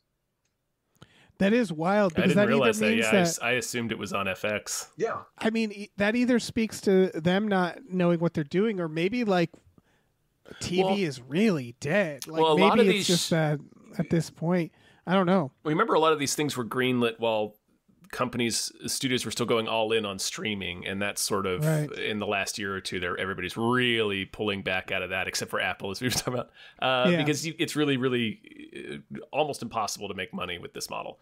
Yeah. So they probably developed this as a Max exclusive to get people to subscribe to it, I guess. But it's weird that you would have a TV show with Colin Farrell in it. And I don't know. I mean, they've been keeping a lot of those things directly on streaming, though. It's probably, there's contractual things, I'm sure, where they have to pay them more money. I just think it's really funny that this is doing two things. It's tricking Batman fans into just watching The Sopranos, and it's tricking like old people into accidentally watching Batman. Yeah, like that's what it is. It's just like both. There's going to be both groups of people who will be completely shocked to know these things. Like, I'm imagining someone watching this being like, "This is great," and like looking into it more, and then accidentally stumbling into Batman somehow, like realizing that this is the Penguin. It also is like, I think the Penguin is officially the villain who has the biggest spectrum of portrayals at this point, where it's like you look at this and then you look at Danny DeVito. Yeah. I would love it if in, say, episode 6 of this show, he descends down to his sewer lair and he's got the little penguins with the missiles on their backs. He's like, all the circus come members. Down here, Tony. I'm going to show you something. You mess with me? Yeah, just mess with me. Let me show you some of my associates. And they come waddling out, these penguins with little like robot things, like electronic things in their heads. That's how he's controlling them. And they got the little rockets on their backs. And like, I mean, little friends. Be my little friends here. I want that so bad. Yeah, this whole thing, like, I want to start by just saying I really liked the Batman, and I have a feeling this will be a good show. But it does feel... The whole thing feels like a little like a parody, down to the Colin Farrell thing. Like, it reminds me, I had a joke that I wanted to put in a sketch that just came true when I was watching the behind the scenes of the behind the scenes of one of the Star Wars. You remember Snoke, played by Andy Serkis. I watched behind the scenes of how they made him through mocap, and they had a reference guy on set that was just an old guy who looked like Snoke, and it was like, why don't you just cast that guy? They get a guy, they brought him on set, and then they digitally they copied had him perform the scene.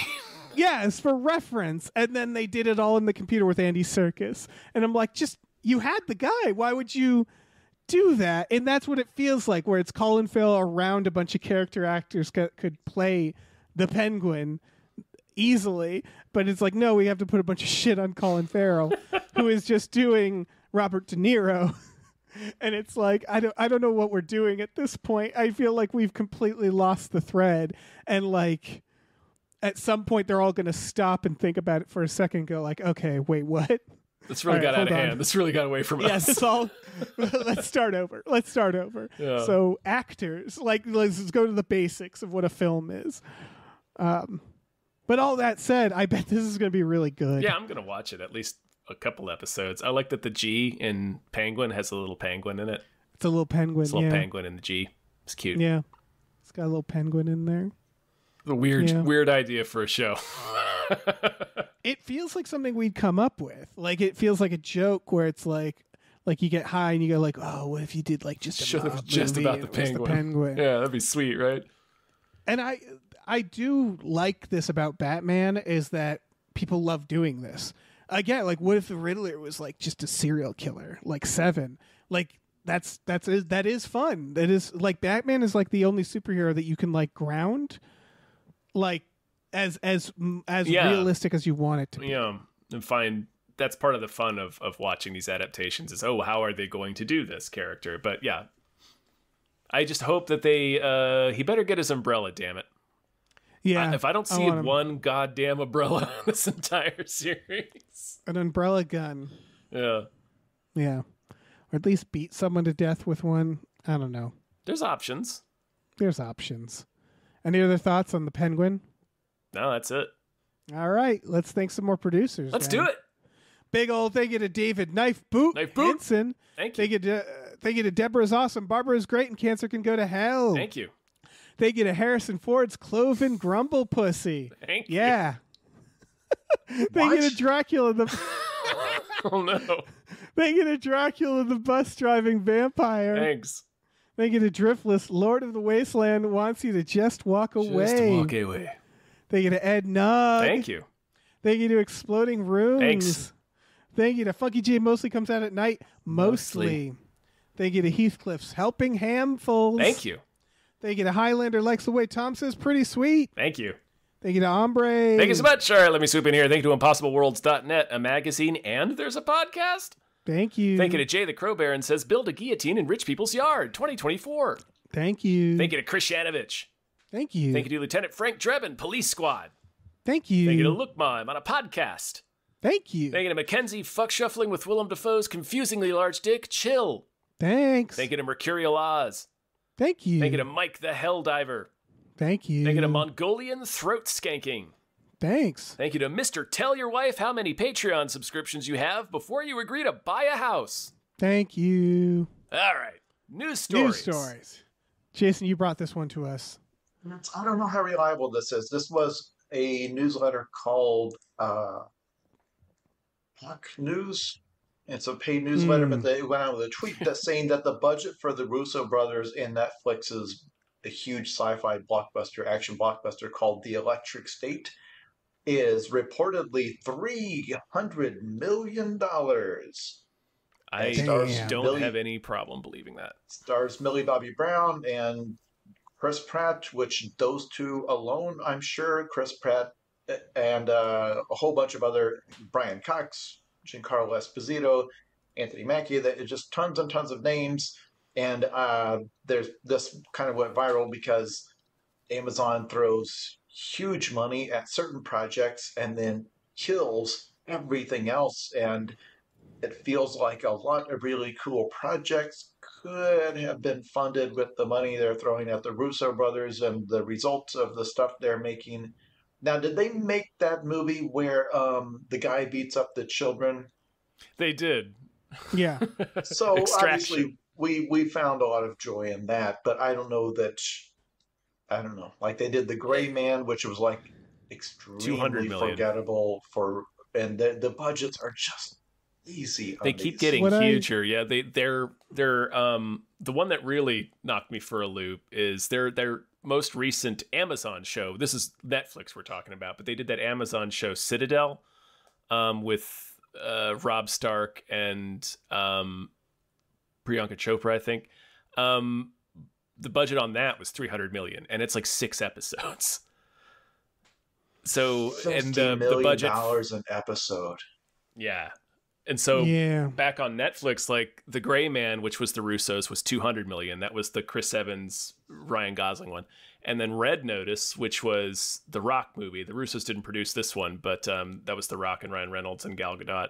That was $200 million. So like $300 million for this next one is probably accurate. I don't have trouble believing that's true. This is based off a book that if you look up the art, it's gorgeous. Like it's a really cool it's just a really beautiful thing. I don't know why it would cost that much to make. Because I don't know, I guess CGI just costs a lot now. I think it's the cast. It's probably also the locations, yeah. And I think part of my negativity, because the project looks cool. It doesn't look like a cliche, dumb idea or whatever. It looks like it's from a really very interesting property. I don't remember why I hate Chris Pratt. Is it just that there's too much of him? Something about Chris Pratt, hearing the name makes the hair stand up at the back of my neck. I think it was where it was like, he was like, he's becoming kind of the Jimmy Fallon of movies. Right, where he's just sort of everywhere and he's inoffensive and kind of just this beigeness where there's nothing. I know there's like some political stuff, but I don't know those details. He gets a bunch of voice roles. He got the voice, the voice of Mario, and did he do the voice of Garfield? And Garfield, yeah. It's like, what about his voice? Why? Because it's like, well, yeah, but his name in the poster was selling. You think a bunch of kids who want to go see a Mario cartoon care about Chris Pratt? Like, hire a voice actor. The kids are there to see Mario. They're not there. It's like, oh, that's the voice of whoever. Yeah, I thought actually, because the plot of this is about a teenage girl and her toy robot going across, and I thought, oh, is he the toy robot? But it looks like he's playing a character. Because at first I was like, oh, I can see that. They throw him a voice role. He shows up, for like a week, records his shit and leaves. But no, you're right. I think the budget is really going to, like, we have Chris Pratt on set, and Millie Bobby Brown, who both are probably costing a fortune. Also, it's about robots, and yeah, it's a sci-fi thing. Yeah, and it looks like they're shooting practically. I mean, the Russo brothers seem to have that pull now where they're like, they get, like they made some of the biggest movies. Avengers Endgame, yeah. Yeah. And so I think they do have a certain pull now where they're like, this is what we want, this is what we're going to do. And so, like, I'm happy to see directors get that power, but it does all feel like a big gamble, especially after the Citadel. Well, it's just like nothing that I don't even remember. That's the thing, that it's like nothing they've put out has been particularly memorable. Like Extraction was maybe the most memorable, but even like they made a sequel last summer that I forgot existed, and I still haven't watched it. Yeah, it's tough, man, because I think it's like, it's the Marvel effect that we talked about in the past, where it's like you get these indie directors, you immediately crank them into this machine, and then they don't really have an identity when they get out on the other side. You know what I mean? Where it's like, if your second movie is like a Star Wars, then it's hard to come out the other end as a director, and you almost have to reestablish yourself. Yeah, it feels like you have the resources. Don't get me wrong. I'm sure I don't feel bad for them, but no. Like, I think of the same with the guy who did the Godzillas. What's his Adam name? Wingard. No, the first Godzillas. He did Rogue One. Oh, where he came out with the creator Gareth this Edwards? year. Yeah, he came out with the creator, and I think that movie, Gareth Edwards didn't do well, and it's just sort of like, again, nothing against him. I liked Monsters, his first film, but it felt like it's. I see what you're saying, and I feel like the Russos' identity is just big, right? Like they make big projects, and that's kind of all they've put out. They keep getting bigger, like big action, extremely expensive movies. Yeah. I don't know. This is the thing. Reading about this though is the most interesting project of theirs for me. I saw the art go. This art went around the internet a lot. Like, you just see it on Reddit and stuff, because it's a very specific. It's like, you know how like Fallout, that aesthetic was very like all over the place. This is like one of those, right, where it's like feels a little fresh, a little different. It's like this sort of dystopian. I don't know what you'd call it, honestly, but it's very neat. It's like robot giants or something like that are all broken down. So yeah, I'm very curious about this. We got a date for when it's expected. I think they're putting it together, so I don't think I would assume we're talking 2026, but I don't know. But it says it's scheduled to be released in 2024. What? There's no way. I thought this was just in development, but maybe I'm wrong. I mean, this is, movies used to take like 3 months to make, and there'd be some post and pre, and now they do like the visual effects at the same time, and like, I don't know, I suspect the Russo brothers are very good at managing productions. You'd have to be. Very These high are budget massive productions that they've done. Yeah. Yeah. It's not taking that away from them. It just seems like that's kind of their brand is just bigness. Yeah, they're studio directors and they're good at it. But yeah, I don't know. What about that there Spaceballs 2? Yeah, Spaceballs 2, starring Josh Gad. Is the internet happy about this? I haven't checked. I don't know. I think people are generally happy about a new Spaceballs. I also find that Josh Gad makes my blood turn cold, but I do not, again, remember what my beef is with Josh Gad. I don't know why. I can't even remember what I've seen him in. I know he does a lot of voice stuff, did the voice of the snowman in Frozen. But there's like, oh my God, Josh Gad. I can't remember what he did. I'm probably confusing him with someone else. Yeah, I think my guess was that he's just kind of a lot, and he generally hasn't done a lot of like well-regarded movies. But he doesn't seem like he's the voice of Muncher in Ghostbusters Afterlife. I'm looking through his. I mean, he's also in Moonfall, Dave. Wait, no, he isn't.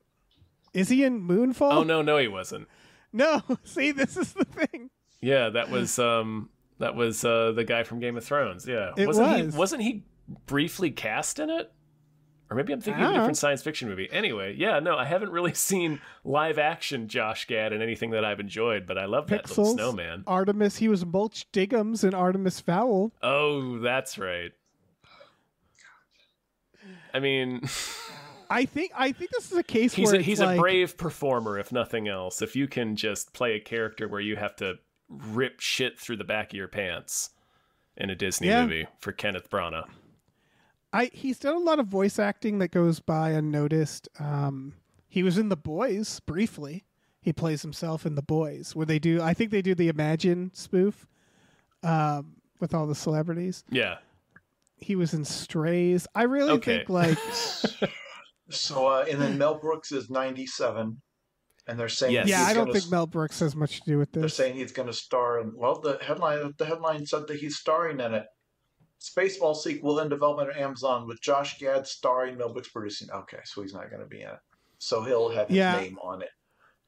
I think History of the World Part 2 is probably the last thing that Mel Brooks probably had a big hand in. I feel like this is Mel Brooks just like, yeah, fuck it. I'll put my name on it. I'll give you the rights to Spaceballs 2. The Search for More Money, I assume it'll be called. It would be weird if they didn't call it that.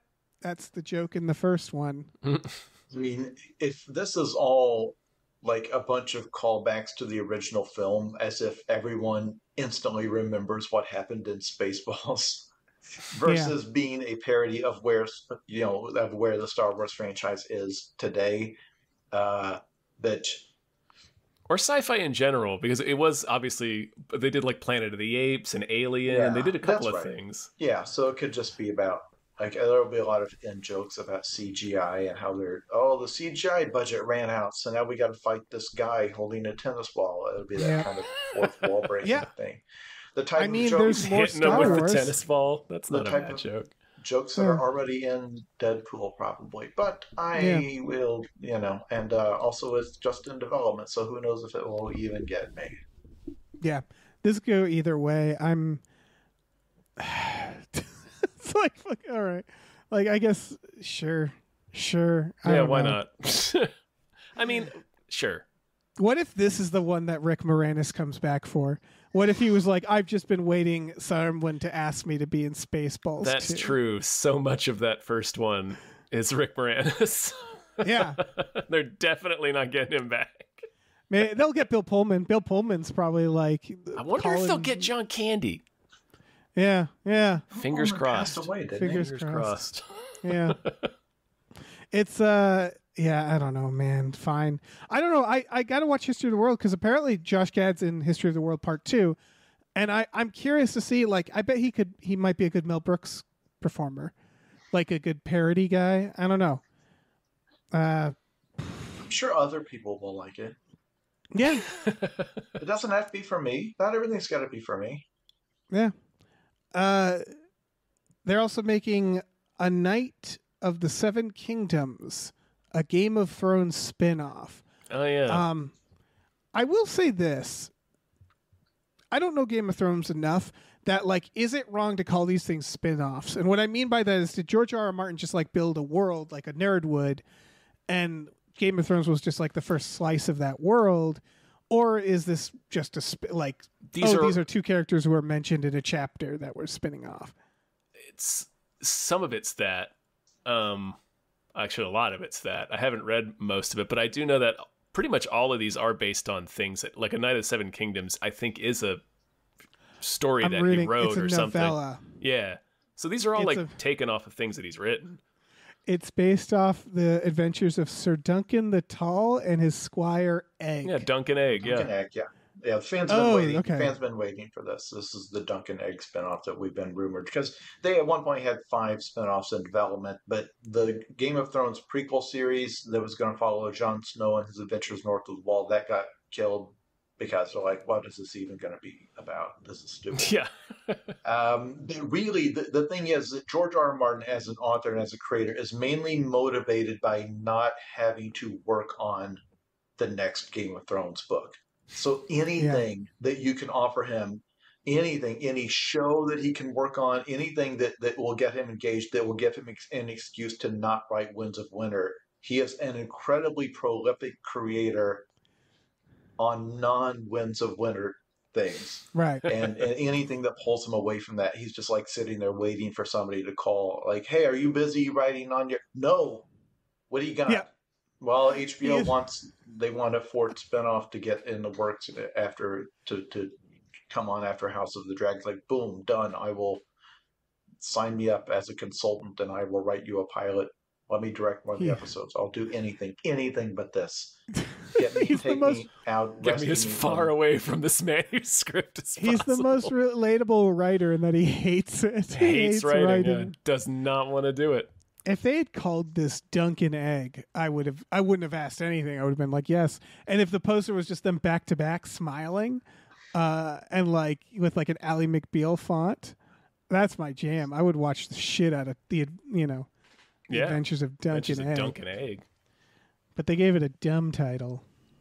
You can do this universe. It's because if you're just using the tone and the rules of this universe, you can make stuff forever. Because, for example, a lot of the first season of Game of Thrones was a noir mystery. It was Ned Stark going around talking to these weird, oddball characters, trying to investigate the mystery. Killed John Aaron. And trying to talk. And every time it's like a weird location and a cool, strange dude, and then it's all intrigue and whispers and then twists and. It's like it was a noir detective thing in a fantasy setting. The Witcher 3 is the same thing. So it's very malleable in that you could have one that is, like this season of House of the Dragon seems to be like war and historical war epic, but you can do lots of things in that format. That's why it's wild to me that they don't just make a TV series and call it Dungeons and Dragons. Because that's all this is, right? It's just... it's like George R.R. Martin, he doesn't own this world. It's a very common world. Like, to me, it's like if you made like a 30s detective show and then they made a bunch of spin-offs that were just people in the 30s. And it's like, this isn't like even the same world. It's just a generic time and place. Sure, but Westeros is pretty specific. Yeah, the flavor he put on it of the cursing, the nudity... The specific way that the dragons work, the specific way that magic only kind of works, and that there's like the different competing religions with the Lovecraftian gods that they kind of hint at. There's a lot of little twisties put on it that actually gives you a lot of play here. But I think ultimately it's that it is adult. It's very gritty, not necessarily grounded, but it's very, gritty, and there's a lot of sexual assault and horrible things happening and children being killed in their beds. And but it is, I like the way it does magic, because the magic it does feel dirty. The magic, it just feels like I don't know. It is a cool somebody way to out of trouble. It's never like a Deus Ex Machina where it's like, oh, I will cast a spell that'll solve this problem. It's always something horrible happening. Yeah. Yeah, no, I have not watched anything since Game of Thrones because that just kind of burned me out. But by all accounts, that new one is good. Yeah. It is. It's an extremely well-made show. Everything is top of the line, costumes, effects, actors, everything top. They spare no expense when making a Game of Thrones thing. Yeah, as they shouldn't. Like, it makes sense. It makes Game of Thrones made them all the money. So yeah. Well, let's move on, I guess. Sure. Let's thank some more producers. Let's do it. Thank you to musical guest Darius Rucker. Thank you. Thank you to Norm from Cheers. Thank you so much. Thank you to Pete Pagel. Thank you. Thank you to Numino Ultra Microscopic Silico Volcano Coniosis Anti-Disestablishmentarianism Jones. Thank you. Thank you to Pre-Order Jason Pargin new book so he can keep making big feats. Thank you. Thank you to Psychic Bigfoot. Thank you. Thank you. Thank you to Rev MD. Thank you so much. Thank you to Ricky Cilantro. Thank you. Thank you to Rosemary's Baby from Eraserhead. Thank you. Thank you to Screaming Horse Pyramid. Do that with horses. Thank you to Sorry Cop, world's most laughable centrist. Thank you. Thank you to Steven. Thank you so much. All right, let me swoop in here. Thank you to the conveniently placed self-destruct button on the top of every baby's head. Thank you. Thank you to the ghost of Dave Thomas. Thank you. Thank you to the Midnight Patron with patrons at midnight. Thank you. Thank you to the municipal medicinal arsonist. Thank you. Thank you to the oatmeal savage. Thank you. Thank you to the 2B Terror Bunny thinks you could use more Rutger Hauer in your media diet. Yes. Thank you to these 7 Bs. Thank you. Thank you to Tiger Drawers Pratt Thompson. Raindrops keep falling on my head. Thank you. Thank you to Tip Drizzle. Thank you. Thank you to Tux. Tux. Thank you to Vincent. Thank you. Thank you to Why Don't You Take a Flying Fuck at the Moon? Thank you. Thank you to Yorgos from the island of Crete. Thank you. And thank you to your mom. Thank you. Dave. What's up? We've come to the end of all things here. The end of the road, as Boys to Men. We will all be killed sang. after this. Yes. Yep, we'll all be joined together in the Longhouse in Valhalla. But before that happens, do you have a movie that deserves more hype? Yeah, I God super damn it. do. What luck! It is. It's very lucky that this one time I have a movie that deserves more hype. Finally, you've been disappointing us week after week. I'm not. Am I pronouncing this right? Animalia? Sure. Yeah. Fuck it. Words are just made up. That's what this is called. This is out right now. It came out like yesterday. You can watch it. I found it on Fandango. That was the only place, but maybe it'll be in more places. It's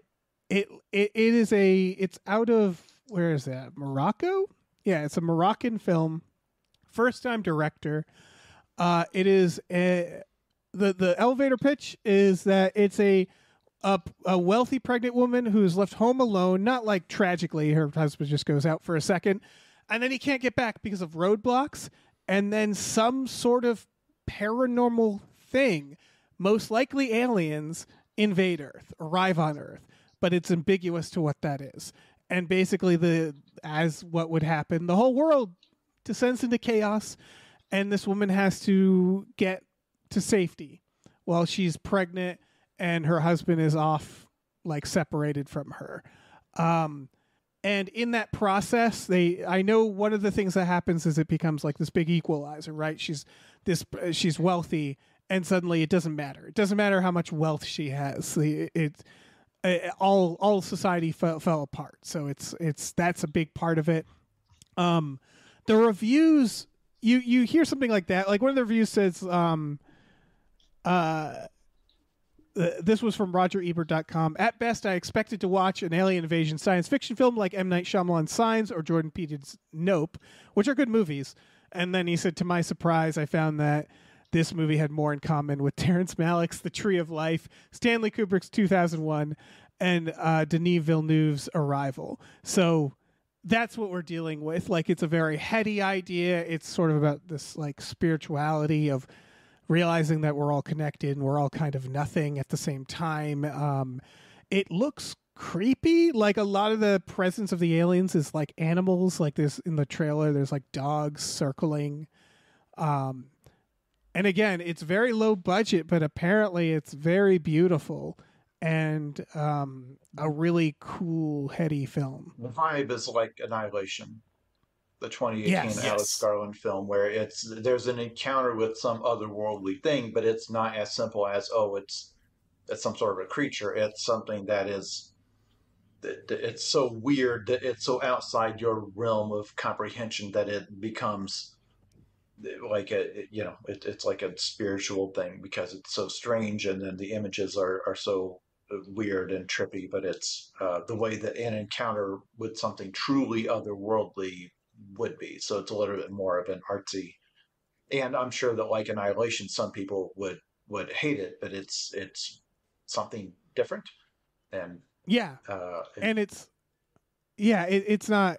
definitely not like, again, it's not like a casual watch. This is like the fact that digital effects have become cheap enough that a regular person can do it. This is like the best possible outcome of that, where somebody in another country without access to studio money can make a cool effect where it's their artistry and their talent being able to bring something where it still is a passable effect. And that, it reminds me of that Gareth Edwards.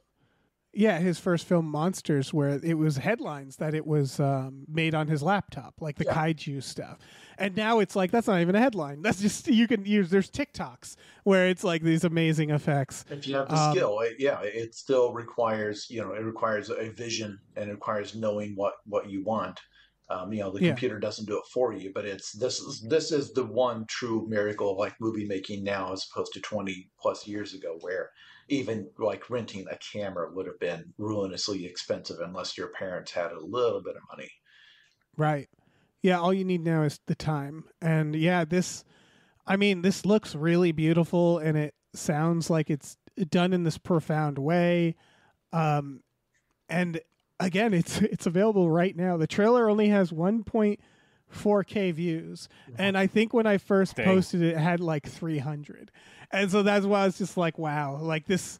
Link to the show. It's on Vudu. Is that it looks like it's on Vudu. Okay. I don't know if it's exclusive there, but that's our link has it on Vudu. So again, if you you can rent it for $4. Animalia. The look of it, not the tone, but the look of it reminded me a little bit of Color Out of Space. Yeah, for just sure. Real surreal, but rich alien colors is kind of how they're going for it. Yeah. It currently has 100% on Rotten Tomatoes with 23 reviews. Sweet. Take from that what you want. The reviews are all, I'm looking at them, they're all not mid. They're all like 4.5 out of 5 and stuff like that. One other thing is, a part of the budget is, I guess a lot of the film was shot kind of documentary style with just non-professional actors. So like a lot of it feels real because it is just real people, which is a cool idea. Because it seems like it sounds like there is a narrative in this, but the fact that it's compared to those films, Terrence Malick doesn't. Yeah. But then also like Arrival. So it's like, okay, Arrival is kind of one of those movies that has a lot of like vibe type scenes where you're flowing through, where it's like confusing at first. Under the Skin is another great one. Oh yeah, I love that one. Another one that cast a lot of non-actors in roles, and a lot of people didn't know they were being filmed, that kind of thing. Yes. And it lends its an authenticity. But another one where it's very trippy. A lot of people hate it because it's not totally clear what's going on, but if you pay attention, it is. Yeah. So this might, like much like Under the Skin, this might be the start of a very long career. So yeah, check it out. That's my movie. Sweet. I made it. I'm taking credit for it now. Well, I think we've done it. I think that's a sode. Oh, that's a sode and a half. Jason, thank you so much for being on. Yeah, once again, the movie is called I'm Starting to Worry About This Black Box of Doom. It is up for pre-order wherever you get books, just whatever is your favorite place. Just search that title. I am Jason K. Pargin on TikTok, where I have 500,000 followers now. And also that same username on almost all of the other platforms. But most people now know me from TikTok, where my videos have cumulatively about 500 million views. That's more people more than have read all of my articles at Cracked, have read all of my books. Everything else I've done combined has not reached as many people as my TikTok videos over the last 2 years. So yes, they hopefully will ban the apps soon.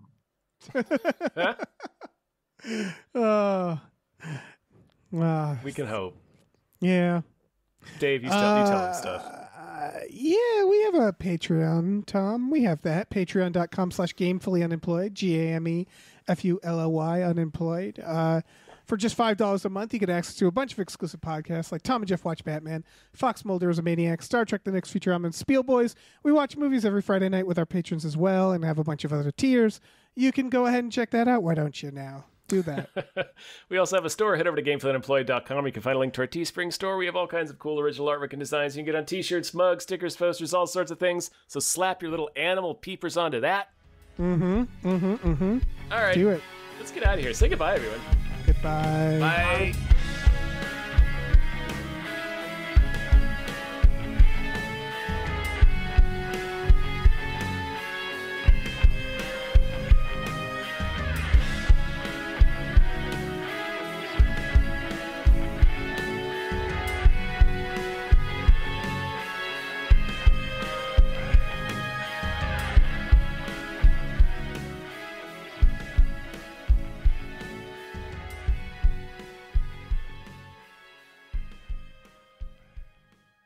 Our music is produced by Chris Corlew. Find him on Twitter at @thecorlew or go to shipwrecksailor.bandcamp.com. Our channel artwork is by Michael Vincent Bramley. For more of his work, go to mvbramley.art. Episode artwork is by Justin Brown. Available on Twitter as @JustinTBrown or at artnessbyjustinbrown.com. And finally, additional artwork by Starlene Hodge. You can find her work at starlenearts.com or Twitter @StarleneX. Goodbye now.